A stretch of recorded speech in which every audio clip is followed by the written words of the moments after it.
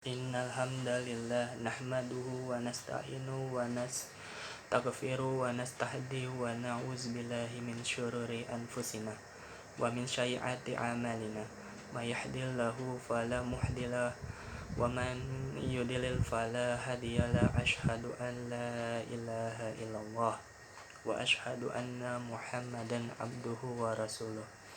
Allahumma salli wa sallim wa barik ala sayyidina Muhammadin wa ala alihi wa sahbihi wa man ihtada bihudahu ila yaumil qiyamah. Amma ba'du. Fa ya ibadallah, usihni nafsi wa iyyakum bitaqwallah. Faqad fazal muttaqun. Wa qala ta'ala ayyuhallazina amanu taqullaha haqqa tuqatih wa la tamutunna illa wa antum muslimun. Shadaqallahul azim. Pertama-tama saya akan membawakan ceramah tentang batasan aurat wanita dalam perspektif hukum Islam. Konsep aurat dalam kajian ulama baik pada laki-laki dan wanita masih aktual untuk diperbincangkan seiring dengan perkembangan umat manusia itu sendiri. Sisi singgung antara umat manusia dan perubahan situasi dalam kondisi secara linier berdampak kepada pandangan umat terhadap ajaran agamanya. Ada yang dapat berubah atau yang disebut dengan al-mutaghayyirat, dan ada yang tidak berubah yang disebut dengan al-tasawabit. Sebagian ulama kontemporer berpendapat bahwa konsep aurat termasuk dalam al-mutaghayyirat, akan tetapi pendapat ulama klasik sebaliknya. Namun sebagian neraca dalam hal ini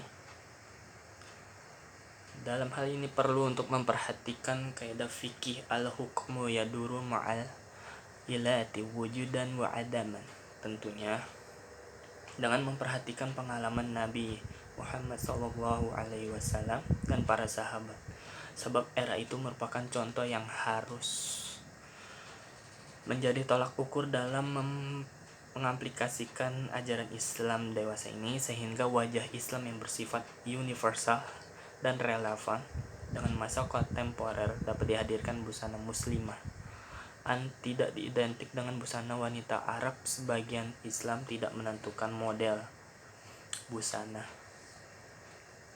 cocok untuk Islam sepanjang memenuhi kriteria menutup aurat. Aurat menurut bahasa adalah sesuatu yang menimbulkan rasa malu sehingga seseorang terdorong untuk menutupinya. Sedangkan secara terminologi dalam hukum Islam, aurat adalah bagian badan yang tidak boleh kelihatan menurut syariat Islam.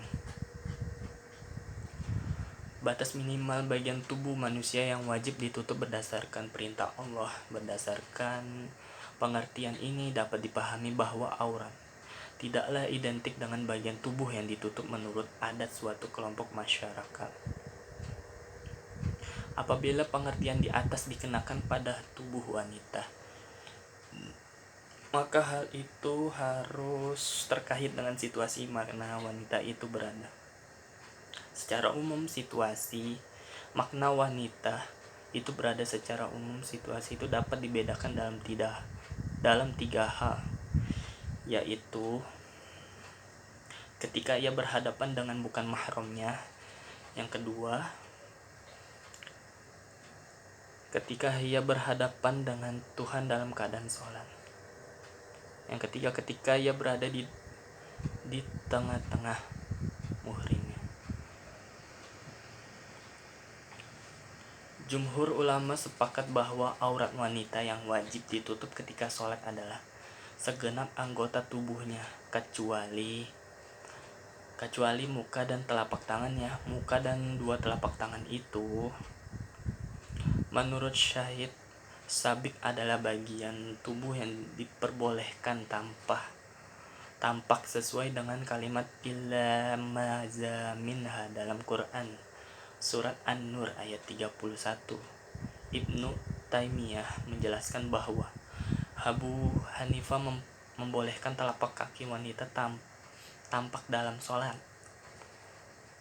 dan ini adalah pendapat yang paling kuat berdasarkan riwayat dari Aisyah yang memasukkan dua telapak kaki itu ke dalam kategori tubuh yang boleh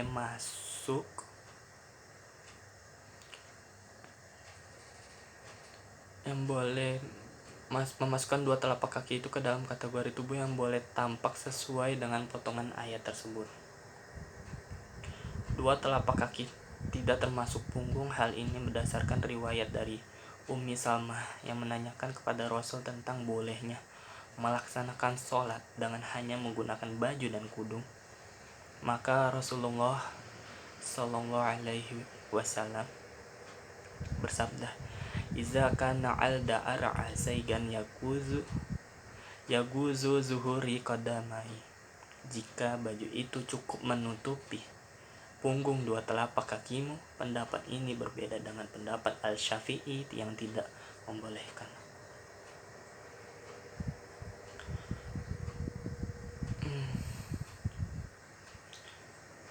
Kewajiban menutup aurat itu pembicaraan masalah